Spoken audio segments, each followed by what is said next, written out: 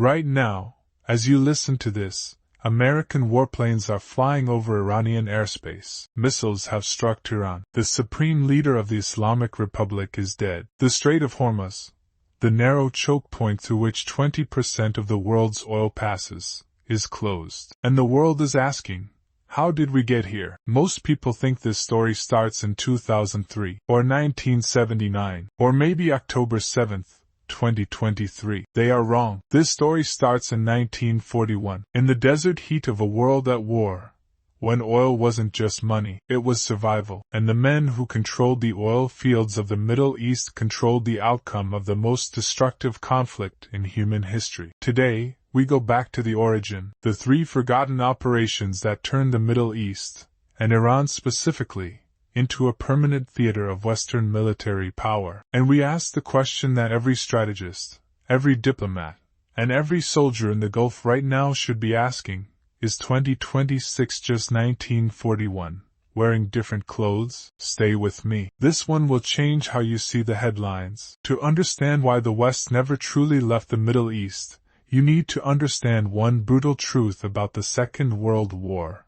Modern warfare runs on oil. Not courage, not ideology, not even manpower. Oil. By 1941, Great Britain was the last democratic power standing against Hitler in Europe. Winston Churchill had the will to fight. He had the soldiers, the sailors, the pilots. What he did not have, what his islands could not produce, was the fuel to move any of them. Every Spitfire that climbed into the skies over England burned imported aviation fuel. Every destroyer that hunted German submarines in the Atlantic needed imported diesel. Every tank that rolled across North Africa was one bad supply line away from becoming a very expensive piece of stationary metal. The primary source of that fuel was two locations: the oil fields of Kirkuk, in what is now northern Iraq, and the massive refinery complex at Abadan, in southwestern Iran. Abadan was, at that time, the single largest oil refinery on the entire planet. Hitler knew this, his generals knew this, and they developed a strategy, never fully executed, but terrifyingly close, to strike southeast through the Soviet Union, into the Caucasus, link up with Axis sympathizing forces in Iraq, and seize the Persian oil fields. If that plan had succeeded, the war would have ended differently, not with Allied victory in 1945, with something far darker. Churchill understood the stakes, and in 1941, he authorized two military operations that we almost never talk about in Western history classes, because they are deeply uncomfortable stories about what democracies do when their survival is on the line. The first domino fell in Baghdad. April 1941. Iraq was technically an independent kingdom, but Britain maintained military bases there under a 1930 treaty, primarily to protect the Iraq Petroleum Company's pipelines running from Kirkuk to the Mediterranean. It was, in plain terms, a colonial arrangement dressed in diplomatic clothing. Beneath the surface, resentment had been building for years. In late April, four Iraqi army officers, known as the Golden Square, launched a coup. They installed a new prime minister, Rashid Ali al-Gailani, a nationalist who had been quietly courting Berlin and Rome. He wasn't a fascist ideologue. He was a pragmatist who looked at the Axis powers and saw a potential shortcut to full Iraqi independence. He also looked at Germany's Luftwaffe and thought, if those planes are flying out of Iraqi airfields, the British are finished in the Middle East. He was right to think it. That's what made it so dangerous. The crisis centered on a single RAF base called Habaniya, about 50 miles west of Baghdad. This was not a frontline combat installation. It was a training school, filled with student pilots, flight instructors, and aircraft that belonged in a museum. Gloucester Gladiator biplanes, Audax trainers, machines that had been obsolete before the war began. On April 30th,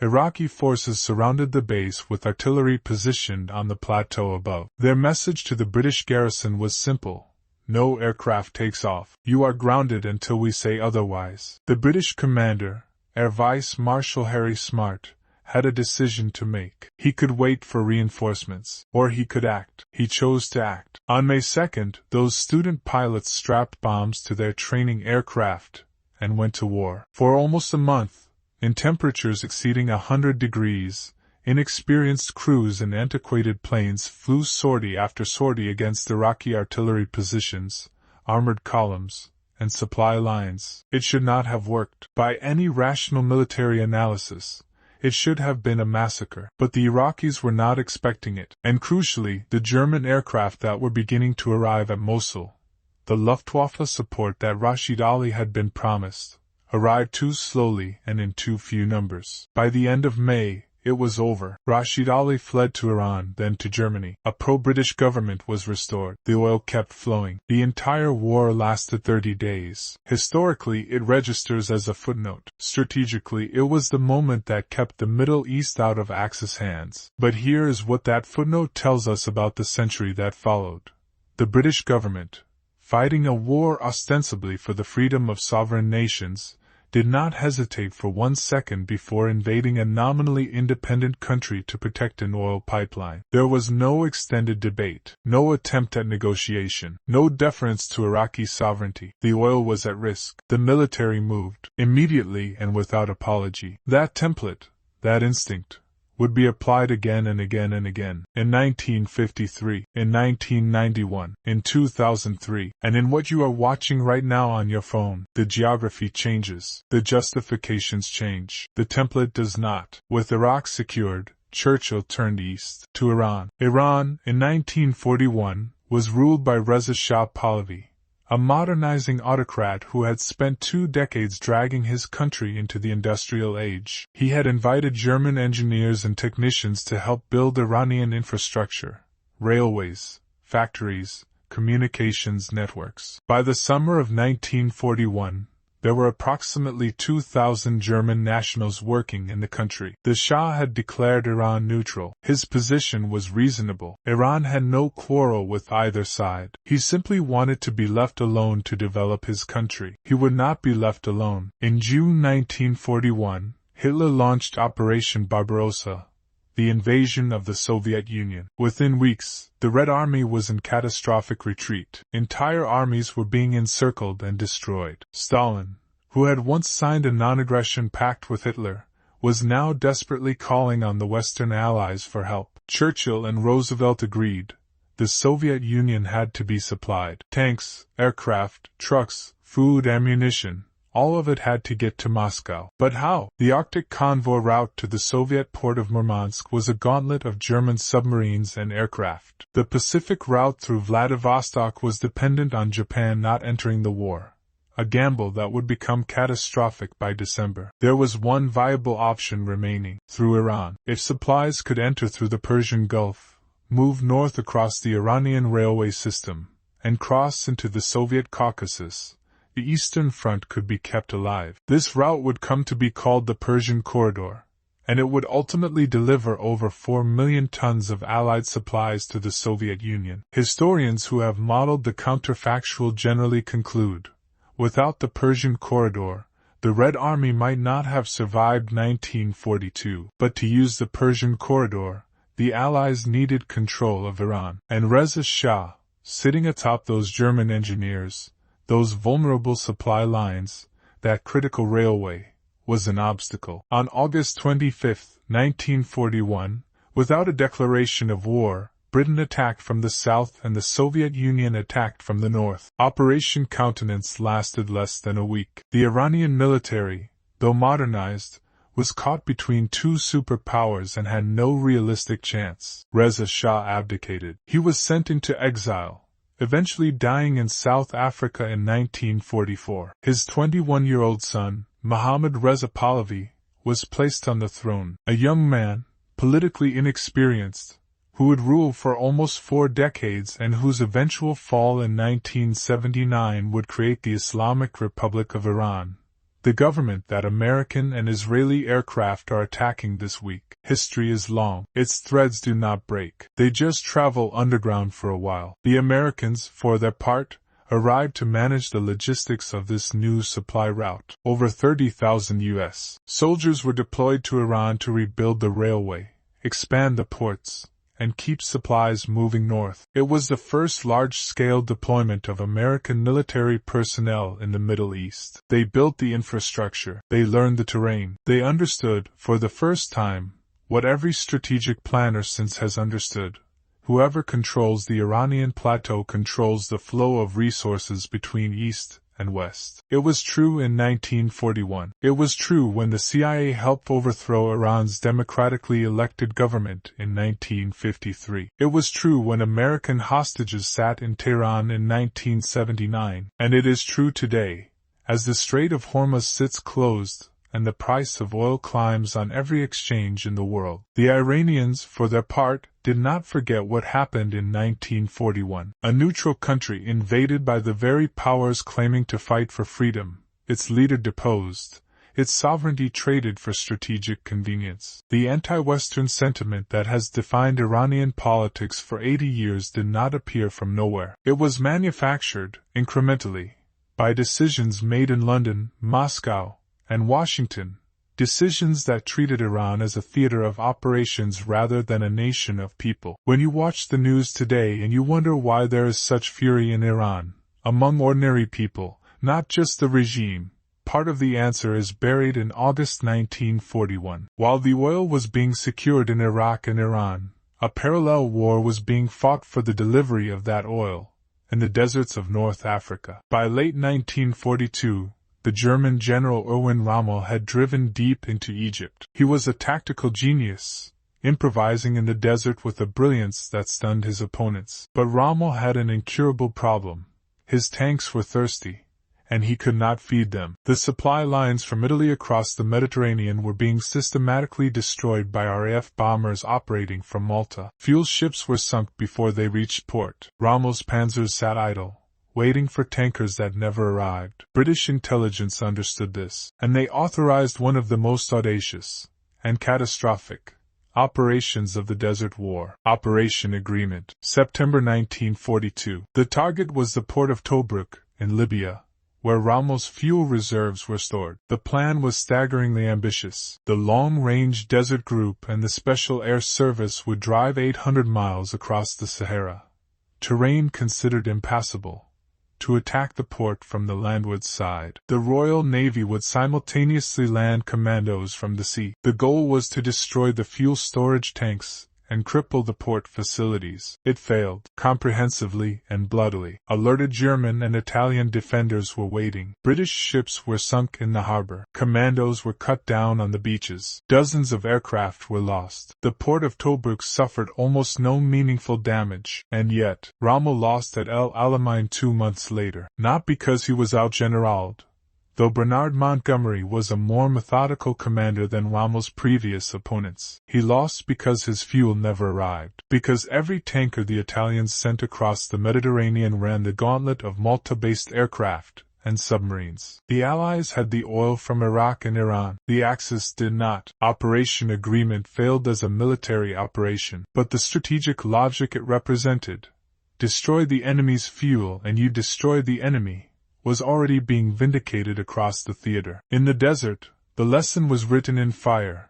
Logistics is not the support for warfare. Logistics is warfare. The side with the oil wins. The side without it, no matter how skilled, no matter how brave, eventually stops moving. So why does any of this matter now? Because the operation you are watching on your screen today, American carrier strike groups, Israeli aircraft, the Strait of Hormuz closed, oil markets in chaos, is not a new story. It is the same story, running on the same logic, in the same geography. After 1945, Britain was bankrupt and exhausted. The Royal Navy could no longer patrol the Persian Gulf. The United States stepped in, formalizing the arrangement through a series of agreements, most notably the pact struck between Franklin Roosevelt and the Saudi king aboard the USS Quincy in February 1945. America would guarantee the security of the Gulf. The Gulf would keep the oil flowing. The lesson of 1941 had been institutionalized.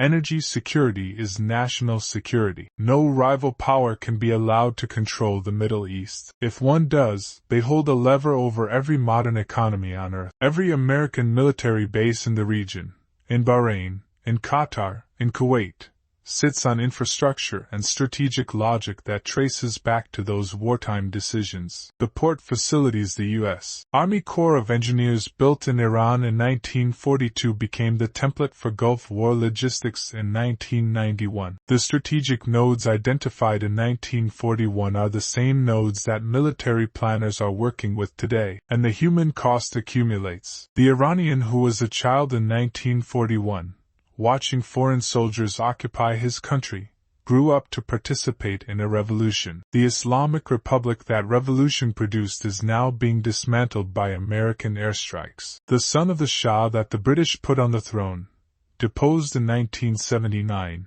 is now living in exile in the United States, calling on Iranians to take their country back. 8 decades of consequence, and we are still in the same loop. The question that historians will argue about for the next century is not whether the strategic calculus was correct. In 1941, it probably was. The oil fields of the Middle East had to be kept out of Nazi hands. The Persian corridor had to be kept open to supply the Soviet Union. These were genuine existential necessities. The question is what happens after the emergency. When the war ends, but the bases remain. When the threat passes, but the control does not. When the logic of necessity calcifies into the logic of empire. And now, in 2026, we are watching that question be asked again, with Iranian missiles striking American bases in the Gulf, with the Strait of Hormuz closed, with oil markets lurching, with American and Israeli aircraft over Tehran. The age of oil was supposed to be ending. Electric vehicles,